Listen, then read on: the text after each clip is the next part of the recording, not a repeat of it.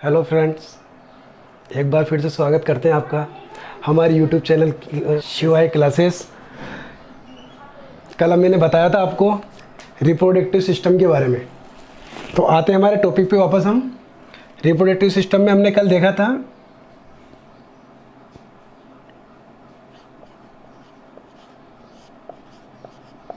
जनन तंत्र के बारे में देखा था हमने। किसके बारे में देखा था? जनन तंत्र के बारे में। तो जनन तंत्र के बारे में मैं आपको बताना चाहता हूँ कि आपके सामने जो एग्ज़ाम में क्वेश्चन होगा वो किस तरीके से होगा, कि आपको एग्ज़ाम में जो क्वेश्चन देखने को मिलेगा वो किस तरीके से। देखो, मैं सीधा पॉइंट पे आता हूँ। मैं आपको बताता हूँ कि एग्ज़ाम में कैसे क्वेश्चन आपको देखने को मिलेगा।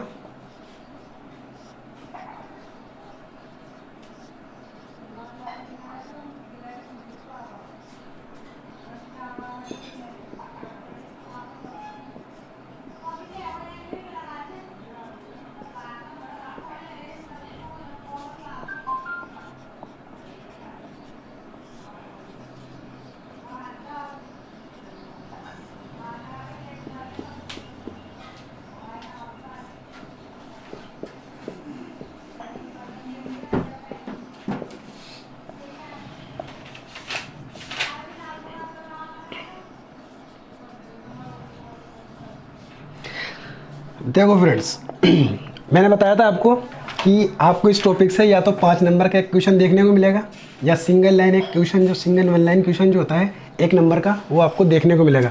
तो मैं सीधा आपको 5 नंबर वाला क्वेश्चन जो है वो बताता हूँ कि किस तरीके से आपको क्वेश्चन एग्जाम में देखने को मिलेगा। तो वो है आपका, मादा जनन तंत्र का नामांकित चित्र बनाकर प्रत्येक भागों को विस्तार से समझाइए। अब सबसे पहले तो स्टूडेंट्स जो गलती करते हैं एग्जाम के अंदर, वो सबसे बड़ी गलती क्या होती है कि वो क्वेश्चन को समझने की कोशिश नहीं करते। बस उनको तो दिखना चाहिए कि मादा जनन, अच्छा वो मैंने जो पढ़ा था वो, तो वो सीधा क्या है, बस ये लिखा आंसर और अपना काम शुरू कर देते हैं। हमको ये गलती नहीं करनी भाई। अगर हमें मार्क्स चाहिए तो हमें हमारी जो गलती है पहले उनको सुधारना होगा। और हमारी सबसे बड़ी गलती जो है वो हम क्वेश्चन को नहीं समझते। तो पहले क्वेश्चन को डिवाइड करते हैं हम। क्वेश्चन को डिवाइड कैसे करते हैं? देखो, क्वेश्चन को समझना है कि ये क्वेश्चन क्या कह रहा है कि मादा जनन तंत्र का नामांकित चित्र बनाइए। तो पहला क्वेश्चन तो अपना ये हो गया। क्या करना है अपन को?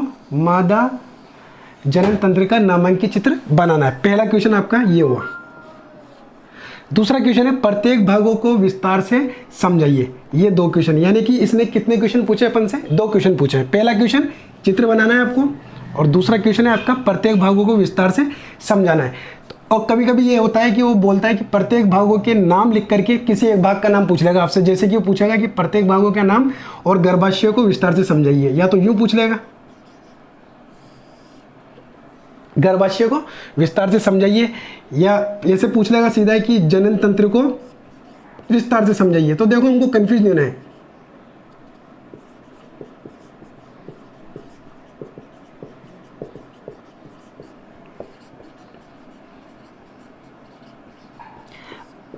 अब अगर वो बात करता है जनन तंत्र की, तो जनन तंत्र में तो वो ये थोड़ी ना कह रहा है कि मादा का बताइए, नर का बताइए। जनन तंत्र पूछा उसने, तो जनन तंत्र में तो हम सीधा किसकी बात करेंगे? फिर नर और मादा दोनों के बारे में हमें समझाना होगा। लेकिन अगर वो स्पेशल बात करता है किसकी? मादा के जनन तंत्र की, तो फिर हमें सिर्फ किसके बारे में ही बताना है?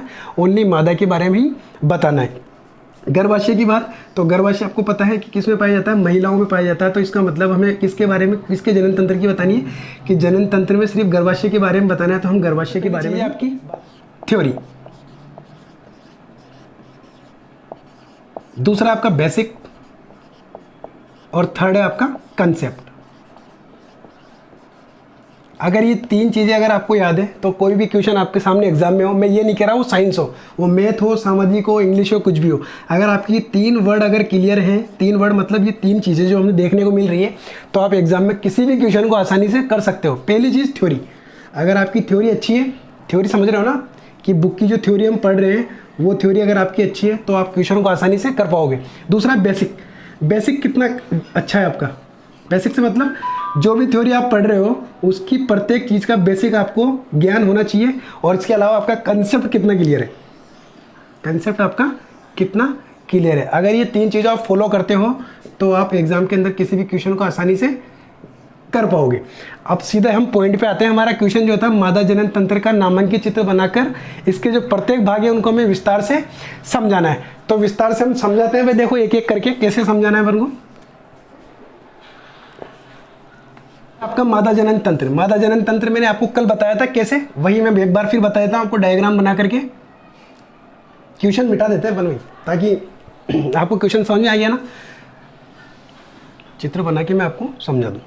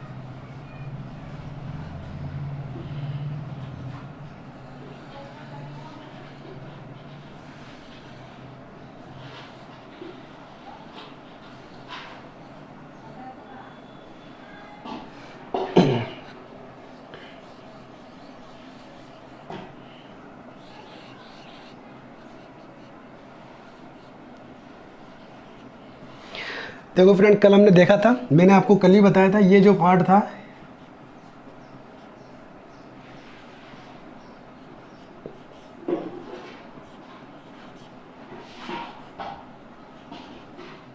तो ये पार्ट आपका हो गया था गर्भाशय। इसके बाद में मैंने आपको बताया था ये थी आपकी ओवेरी। ओवेरी का मतलब क्या बताया था, अंडवाहिनी जो थी, जहाँ अंडाशय होता है।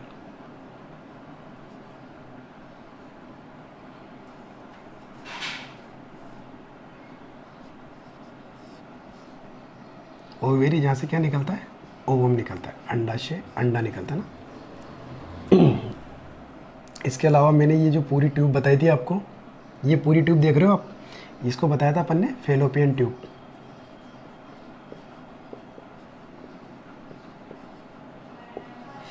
ये गर्भाशय का अपर पार्ट देख रहे हो आप, ये उभरा हुआ सा ये इसको बोलते हैं अपन फंडस। ये पूरी यहाँ से यहाँ तक की जो ये दिख रही है आपको, ये अंदर की बीच का जो हिस्सा दिखाई दे रहा है, ये है इसकी बॉडी, किसकी, गर्भाशय की बॉडी। इसके अलावा जो नीचे यहाँ आकर के ये जो सकड़ा सा पार्ट दिखाई दे रहा है आपको, ये यहाँ से अगर आप देखोगे ये हिस्सा, तो ये होता है सर्विक्स। क्या होता है इसका, सर्विक्स बोलते हैं इसको। और इसके जस्ट नीचे फिर अपन को यहाँ देखने को मिलती है वो वेजाइना ओपनिंग, जो हम कल देख रहे थे, जो मैंने आपको डायग्राम में बताया था ना, कि अगर हम इसको यूं करके देखें तो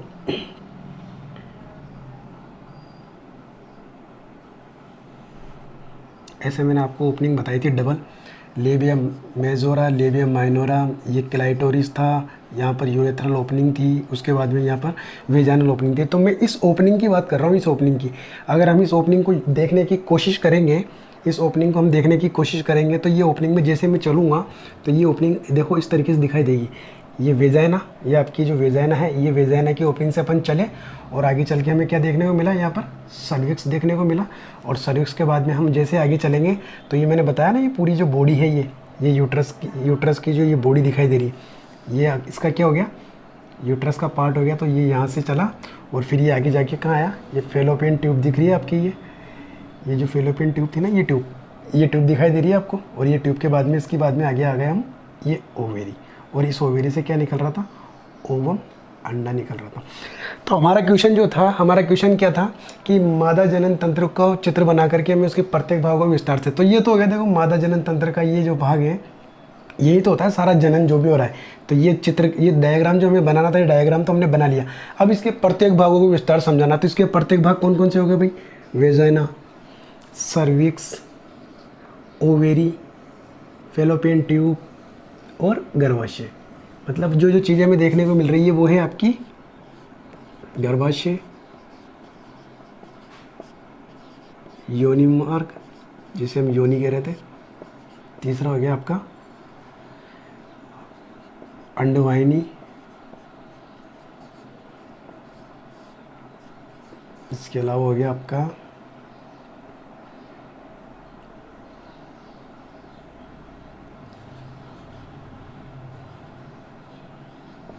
ओवेरी, इसके अंदर से क्या निकल रहा है, ओवम निकल रहा है। ठीक है भाई, ये कुछ भाग है जो हम देखेंगे इनको डिटेल से कि इसके अंदर क्या क्या कहाँ कहाँ पे कैसे कैसे हमें प्रत्येक भागों को हम समझाएंगे, वो सब कुछ हम जनन तंत्र की एक वेजाइना से शुरू करते हैं अपन। तो देखो भाई, पहला जो आपने सबसे पहले जो कल पढ़ा था वो था आपका लेबिया मेजोरा। लिख लेना भाई इनको, प्रत्येक भागों को विस्तार से समझा रहे ना अपन, तो एक एक चीज़ बताता हूँ आपको। लेबिया मेजोरा, लेबिया मेजोरा को हम अगर लिखेंगे तो लेबिया मेजोरा क्या लिखेंगे, ये योनि मार्ग की एक बाहरी ओपनिंग है। योनि मार्ग की क्या है, योनि मार्ग की क्या है, बाहरी दृश्य है ये भी। इसके बाद में अपन क्या करते हैं, दूसरा पॉइंट ले लेते हैं, लेबिया माइनोरा। यह क्या है, योनि मार्ग का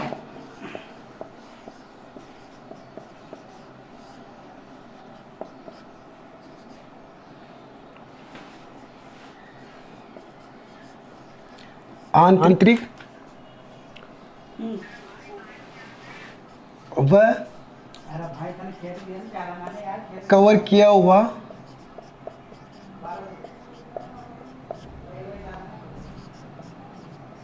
मार्ग है। किसका कवर किया हुआ मार्ग है भाई ये, देखो भाई बताया था मैंने आपको, बार बार डायग्राम बनाना पड़ता है।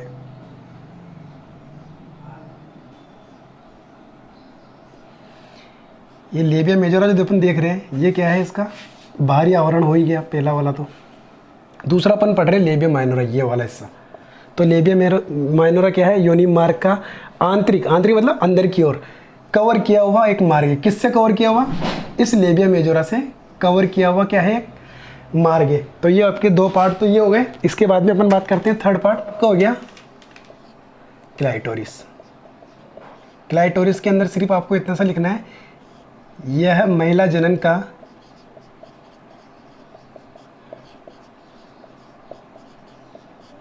सबसे उत्तेजनशील पार्ट है। उत्तेजनशील क्या है, हिस्सा है।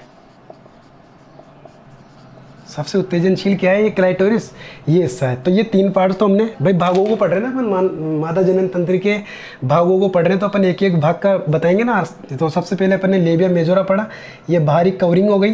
लेबिया माइनोरा ये आंतरिक कवरिंग होगा किसकी, लेबिया मेजोरा की। तीसरा हो गया आपका क्लाइटोरिस, ये महिला के जनन का सबसे उत्तेजनशील हिस्सा है। इसके बाद में ये तीन चीज़ें देखने के बाद में चौथी चीज़ पे आते हैं हम। तो हमारा जो चौथा पॉइंट जो होगा वो होगा आपका अब सीधा वेजाइना। हम ओपनिंग की बात करते हैं। देखो इसमें दो ओपनिंग थी, एक हो गई आपकी यूरेथ्रल ओपनिंग, एक हो गई आपकी वेजाइनल ओपनिंग। यूरेथ्रल ओपनिंग अपन जब पढ़ेंगे, जब अपन क्या है यूरिनरी सिस्टम पढ़ेंगे, यूरिनरी के अंदर यूरिन के बारे में जब अपन पढ़ेंगे ना, तब अपन इसके बारे में पढ़ेंगे। अभी अपन को सिर्फ क्या पढ़ना है, रिप्रोडक्टिव सिस्टम के बारे में पढ़ना है, जनन तंत्र के बारे में। फीमेल का जो रिप्रोडक्टिव सिस्टम अपन पढ़ रहे हैं ना, फीमेल की रिप्रोडक्टिव सिस्टम में अपन अब वेजाइना की तरफ आ चुके हैं भैया। हाँ, इस वेजाइना पर अपन आ चुके हैं। अब वेजाइना की अपन बात कर लेते हैं भैया। देखो वेजाइना अगर आप देखोगे आगे की तरफ से और पीछे की तरफ से, अगर वेजाइना को अगर आप देखोगे ना, तो वेजाइना अपन को है, मैं आपको बता देता हूँ।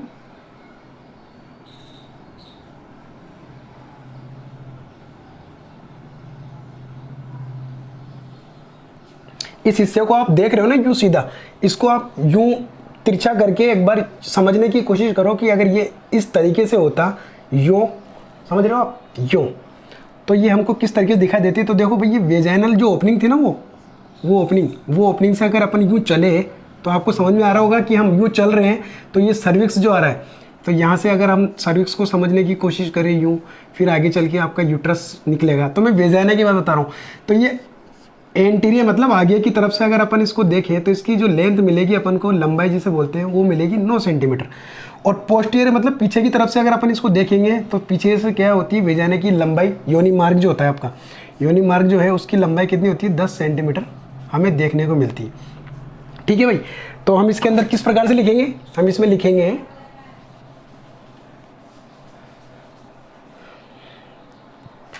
इसमें हम लिखेंगे क्या भाई,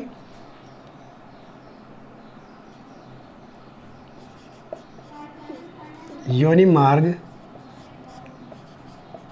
की लंबाई आगे से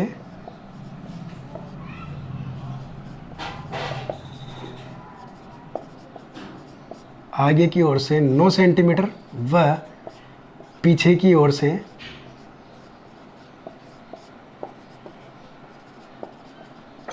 10 सेंटीमीटर देखने को मिलती है। कितनी देखने को मिलती है? देखो योनि मार्ग की मैं बात कर रहा हूँ, अगर इसको हम आगे की तरफ से देखेंगे तो ये हमें कितने सेंटीमीटर मिलेगी? 9 सेंटीमीटर। और पीछे की ओर से अगर हम इसको देखेंगे तो कितनी मिलेगी हमको? 10 सेंटीमीटर देखने को मिलेगी। ठीक है भाई, ये वेजाइना हमने देख लिया। वेजाइना के बाद में अपन बात कर लेते हैं, आगे चलते हैं। आगे आपका 5वां पॉइंट जो होगा, मैं जनन तंत्र के प्रत्येक भागों को विस्तार से समझा रहा हूँ। क्या होगा? सर्विक्स।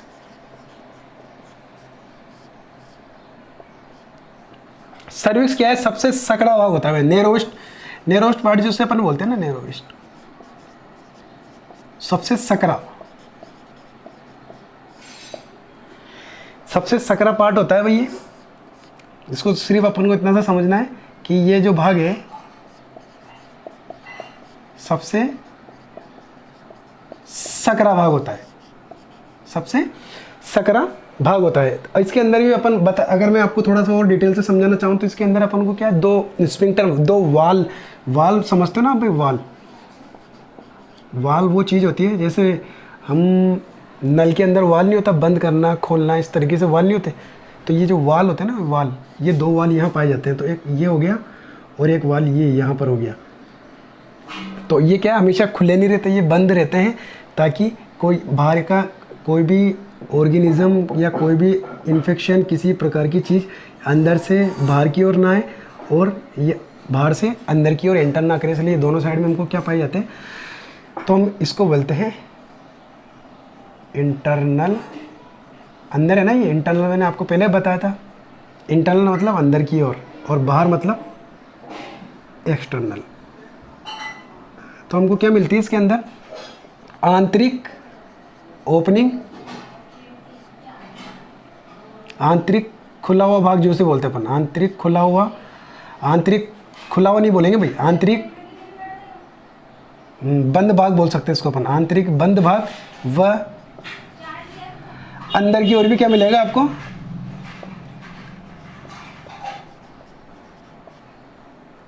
एक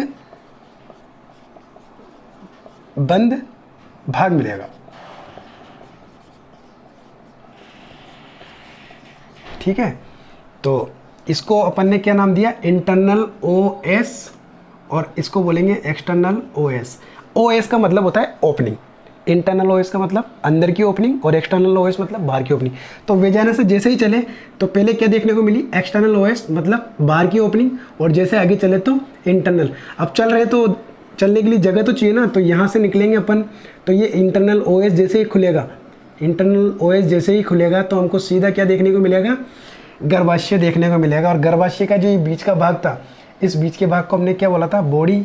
ऊपर के भाग को बोला था फंडस। अच्छा, मैंने कल आपको एक चीज़ और बताई थी कि इसके अंदर यहाँ पर 3 लेयर पाई जाती है ना, 3 लेयर बताई थी मैंने आपको, तीनों लेयर के नाम भी बताए थे मैंने आपको, एक बार फिर बता देता हूँ। बाहर की ओर जो लेयर थी, बाहर की ओर मतलब ये जो सबसे बाहर है, इसको तो मैंने नाम दिया था आपको पेरीमेट्रियम। क्या नाम दिया था? पेरीमेट्रियम। मध्यम जो होती है, बीच की जो होती है, जिसको मध्यम बोलते हैं अपन, ये बीच में जो लेयर दिखाई दे रही है आपको, ये वाली, इस लेयर को अपन क्या नाम दिया था? मायोमेट्रियम। इसके अलावा एक तीसरी लेयर और थी जो बिल्कुल यहाँ है, देखो अंदर की तरफ। तो सबसे आंतरिक इनर मोस्ट लेयर जो होती है, आंतरिक, सबसे आंतरिक जो होती है वो क्या है आपकी? एंडोमेट्रियम। एंडोमेट्रियम। ठीक है भाई, अब ये आपका योनि मार्ग हुई है। इसके बाद में हम सर्विक्स का ये सबसे सकड़ा भाग हमने बताया। इसके अंदर 2 ओपनिंग होती है, पहली ओपनिंग थी आपकी आंतरिक और दूसरी थी बाहरी ओपनिंग। यहाँ तक समझ में आ गया भाई? अब आगे चलते हैं अपन गर्भाशय के। 6 पॉइंट आपको हो गया गर्भाशय। देखो गर्भाशय के बारे में थोड़ी सी अच्छे से डिटेल से समझना पड़ेगा अपन को। गर्भाशय की पहले तो मैं बात कर लेता हूँ एक बार मेज़रमेंट, इसको जो अपन नापते हैं, इसकी जो लेंथ वगैरह, चौड़ाई, लंबाई, मोटाई जो भी है हम देखते हैं। तो एक इसका फॉर्मूला है 7.5 × 5 × 2.5 सेंटीमीटर। मतलब 7.5 सेंटीमीटर तो इसकी क्या हो गई, यहाँ से यहाँ तक, देख रहे हो भाई, यहाँ से यहाँ तक पर इसकी क्या हो गई, ये लंबाई हो गई। इसके बाद में ये 5 सेंटीमीटर जो है ये इसकी क्या हो गई, चौड़ाई हो गई। और ये जो 2.5 सेंटीमीटर अपन को देखने को मिल रहा है, ये 2.5 सेंटीमीटर क्या है, इसकी ये थिकनेस, इसकी जो मोटाई होती है ना, ये मोटाई, थिकनेस जिसे अपन मोटाई बोलते हैं, थिकनेस। ये तो गर्भाशय में हम कैसे लिखेंगे, गर्भाशय के अंदर हम लिखेंगे कि गर्भाशय की लंबाई 7.5 सेंटीमीटर, चौड़ाई 5 सेंटीमीटर और जिसकी मोटाई है वो 2.5 सेंटीमीटर आपको देखने को मिलती है।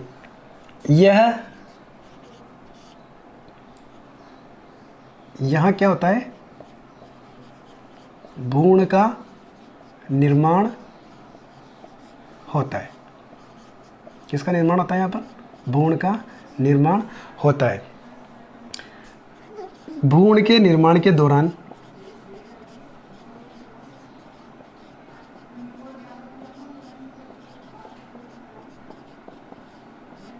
नौ माह तक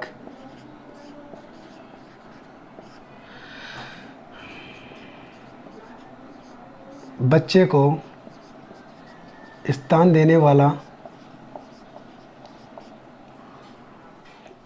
भाग यही गर्भाशय होता है। जहाँ बेबी रहता है ना भाई, न्यूबॉर्न बेबी, जो फीटस बच्चा जो है, भ्रूण जो है, वो कहाँ रहता है, 9 माह तक इसी गर्भ के अंदर रहता है, इसी में रहता है। इसकी थोड़ी सी एक और चीज़ बता देता हूँ मैं आपको। अगर इसके वजन की बात करें अपन, इसके वजन की अगर बात करें तो 60 ग्राम इसका क्या होता है। देखो हर किताब में अलग अलग है, किसी में 50 से 80 है, लेकिन मैं एवरेज की बात करूँ, अगर एग्जैक्ट अगर अपन बात करें तो 60 ग्राम अपन को इसका वजन देखने को मिलता है। कब मिलता है, जब महिला क्या नहीं होती है, गर्भ अवस्था में नहीं होती है। मतलब जब वो गर्भ अवस्था में नहीं होगी तो हमको इसका वजन कितना देखने को मिलेगा, 60 ग्राम। लेकिन मैं आपको ये बता देता हूँ, जब महिला गर्भ अवस्था में होगी तो इसका वजन कितना हो जाता है, 900 से 1000 ग्राम इसका वजन अपन को कब मिलेगा, गर्भ अवस्था में। गर्भ अवस्था के अंदर अपन को क्या मिलेगा, इसका वजन देखने को।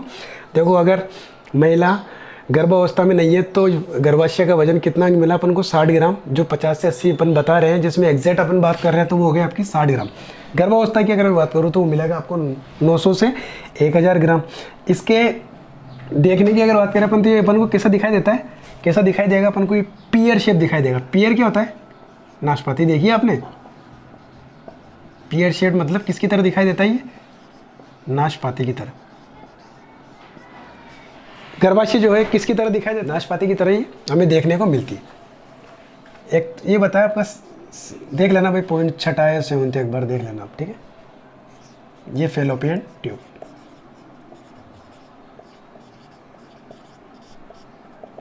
फैलोपियन ट्यूब के अंदर बस अब मैं बता देता हूँ आपको, सिंपल सा, कि आपको बताना है इसके अंदर इस में क्या है,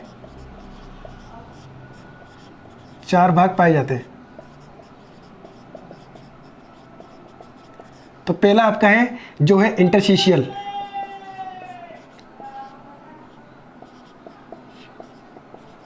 इंटरस्टिशियल कौन सा पार्ट है, देखो भाई, ये यहाँ से जैसे हम गर्भाशय से बाहर निकले तो ये जो पहला पार्ट आपको जो दिखाई दे रहा है ना, ये वाला,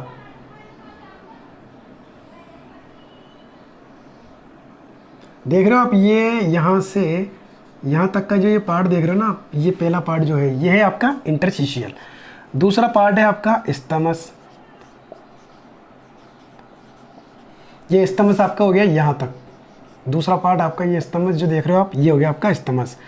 तीसरा आपका हो गया एम्पुला, ये वाला पार्ट आपका एम्पुला हो गया। और चौथा पार्ट जो आपका है वो है इनफंडिबुलम।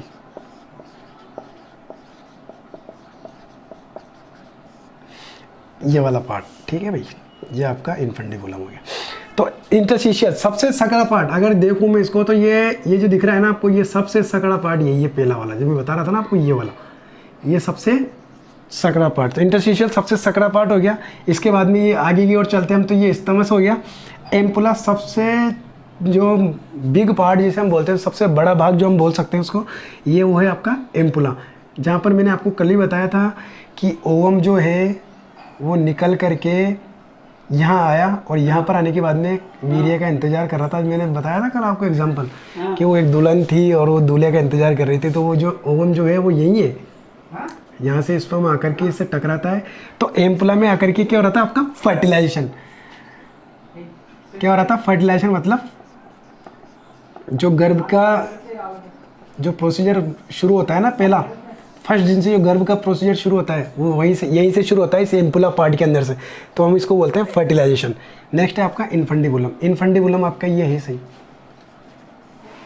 ये जो पार्ट दिख रहा है इसके नीचे की तरफ ये आपको दिखाई दे रही है। ये मैंने इन फिम्ब्राई बताई थी आपको, फिम्ब्राई जो 16 से 20 होती थी। ठीक है भाई, इसके बारे में इतना ही जान रहे हैं। आपकी ओवेरी, ओवेरी में बस थोड़ा सा हल्का सा थोड़ा सा डिटेल में मैं आपको समझाने की कोशिश करता हूँ। ओवेरी बहुत ज़रूरी है आपके लिए समझना। देखो ओवेरी जो है, ये आपकी ओवेरी जो थी, यहाँ से देखो कैसे अंडा कैसे कहाँ जाता है मैं बता देता हूँ आपको। ये जो ओवेरी है ना, ये ओवेरी है ना, यहाँ से क्या निकलते हैं, यहाँ के अंदर से एक ओवम जो है, एक अंडा जो है, एक अंडा निकला बाहर यहाँ से। ऐसे तो बहुत सारे निकलते हैं संख्याओं में तो, लेकिन एक ओवम जो है मेच्योर जो होता है, मेच्योर मतलब परिपक्व जो अंडा होता है ना, परिपक्व, एक परिपक्व अंडा क्या है यहाँ से बाहर निकलेगा और बाहर निकल करके वो साइज में इस तरीके से उसकी साइज बढ़ेगी और साइज बढ़ने के बाद में वो फिम्ब्राई के द्वारा कहाँ आ जाता है, यहाँ आ जाता है। मैंने बताया था आपको कहाँ आ गया, वो एम्पुला भाग में आ गया। एम्पुला भाग में आने के बाद में वो क्या करता है, स्पर्म से आकर, स्पर्म जो है वो आकर के किससे टकराता है, इससे टकराता है। और इससे टकराने के बाद अब स्पर्म की भी, स्पर्म वीर्य जो था, वीर्य भी क्या है, मादा की योनि मार्ग में जब वीर्य जब प्रवेश करते हैं तो क्या होते हैं, ये भी संख्या में बहुत सारे होते हैं, लेकिन एक वीर्य, इनमें जो एक शुक्राणु जो होता है वो बहुत तेज़ी से क्या करता है, जाकर के इनमें भी रेस होती है भैया, इनमें भी ऐसे रेस होती है कि देखो सबसे पहले मैं जाकर के इसको क्या करूँगा, तोड़ूंगा, मैं जीतूँगा। तो जो आपका जो ये बताता हूँ मैं आपको वीडियो स्पर्म का बना करके,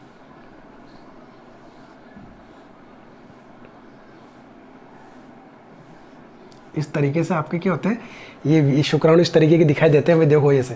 तो ये शुक्राणु क्या है, जाकर के इस अंडे को जाकर के तोड़ेगा और तोड़ करके इसके अंदर से क्या करता है, इसमें एंटर हो जाता है। और इसके बाद में अब ये खुद है ना, ये अंडा जो है ये खुद अपने रास्ते को बंद कर लेता है। वो इसलिए करता है क्योंकि क्या होता है, ताकि दूसरा शुक्राणु इसमें प्रवेश ना करे और बाकी के जो बचे हुए शुक्राणु होते हैं वो क्या हो जाते हैं, यहाँ आकर के नष्ट हो जाते हैं। अब ये जो शुक्राणु जो अंदर चला गया एक, ये अंदर जा कर के ये यहाँ से देखो आपका जो मैंने बताया था ये प्रोसीजर जो चल रहा था आपका, ये आकर के इनमें टाइम लगता है, जैसे 3 से 4 दिन, 4 से 5 दिन, 5 से 6 दिन, ये अलग अलग स्टेप पे अलग अलग, जब आगे जाओगे आप तो आगे पढ़ने को आपको मिलेगा। और इस तरीके से क्या है, ये अंडा खिसकता हुआ आकर के इस लेयर से अटैच हो जाता है। और ये लेयर क्या है, मैंने आपको बताई थी, तीसरी जो सबसे आंतरिक लेयर थी उसका नाम था एंडोमेट्रियम, उससे आकर के अटैच हो जाता है। और फिर उसके बाद में धीरे धीरे यहाँ पर प्लासेंटा, इनका निर्माण होता है। और फिर उस प्लासेंटा के बाद में उसकी अम्बिलिकल कॉर्ड, अम्बिलिकल कॉर्ड जानते हो आप, वो बेबी के होने के बाद में जो उसकी अम्बिलिकस से वो जो बेबी अपने जो ये क्या बोलते हैं अपनी भाषा में यार, बोलते हो ना आप, टूंडी क्या बोलते हो, यहाँ से जुड़ी हुई नहीं होती वो पेट से, पेट के यहाँ टूंडी से जुड़ा हुआ भाग होता है ना जो बच्चे क्यों निकला हुआ रहता है यूँ, जिसको काटते हैं फिर यहाँ से यूँ। ये सारा निर्माण जो अम्बिलिकल कॉर्ड का, इनका सबका जो निर्माण अपन को देखने को मिलेगा, और सब कहाँ मिलता है, इसी यूट्रस के अंदर प्लासेंटा के थ्रू देखने को मिलता है। देखो वो आगे की बात है, वो जब आगे आप साइंस लोगे तब आपको और देखने को मिलेगा, अपन को इतना डिटेल लिखने की जरूरत नहीं। तो थोड़ा थोड़ा आप अगर इन सब में लिखने की कोशिश करोगे तो इस तरीके से अपना रिप्रोडक्टिव सिस्टम। तो भाई ठीक है फ्रेंड, आपको मैं आई होप कि आपको अच्छे से समझ में आया होगा। और अगर आपको किसी भी प्रकार की प्रॉब्लम हो तो आप कमेंट बॉक्स में कमेंट करके बताएं, ताकि मैं आगे उसमें थोड़ा सा सुधार करके आपको आगे नेक्स्ट क्लास में बता दूंगा। Thank you friends, all the best, bye.